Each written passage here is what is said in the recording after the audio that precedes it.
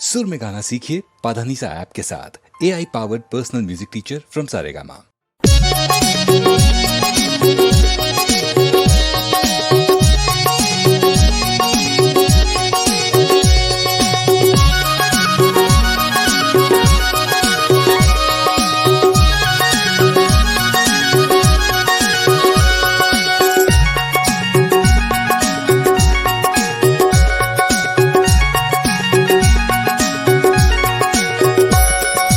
छत्तीसगढ़ के चारों को नामा,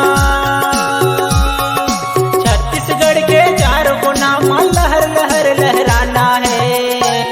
बताना है, सिखाना है, गुड़वाना ला जगाना है रे दोस्त। बताना है, सिखाना है, गुड़वाना ला जगाना है रे दोस्त। छत्तीसगढ़ के चारों को नामा,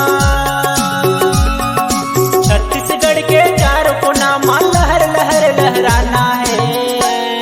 बताना है, सिखाना है, गुड़वाना ला जगाना है रे दोस्त। बताना है, सिखाना है, गुड़वाना ला जगाना है रे दोस्त।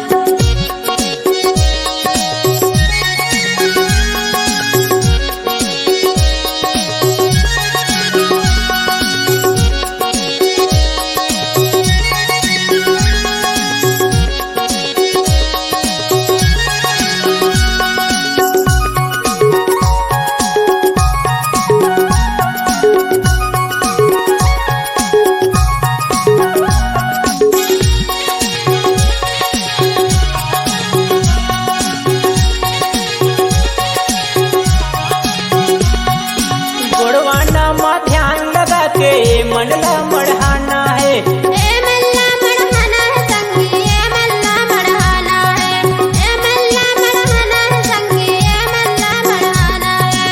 बड़ा देव के नाम से हमला हर जगह दोहराना है।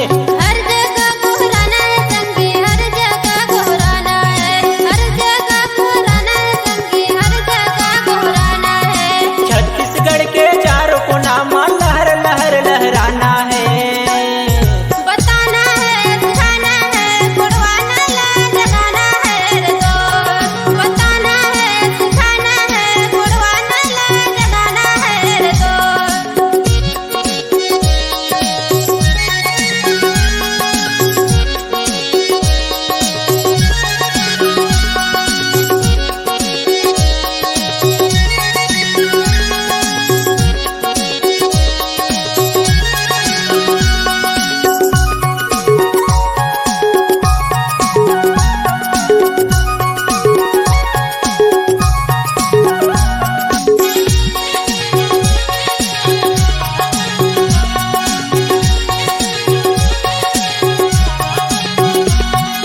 भाई बहने और दाई दादा ला हाथ जोड़ के समझाना है। हाथ जोड़ के समझाना है संगी, हाथ जोड़ के समझाना है। हाथ जोड़ के समझाना है संगी, हाथ जोड़ के समझाना है। अपन घर के सती माता ला हर जगह गोहराना है।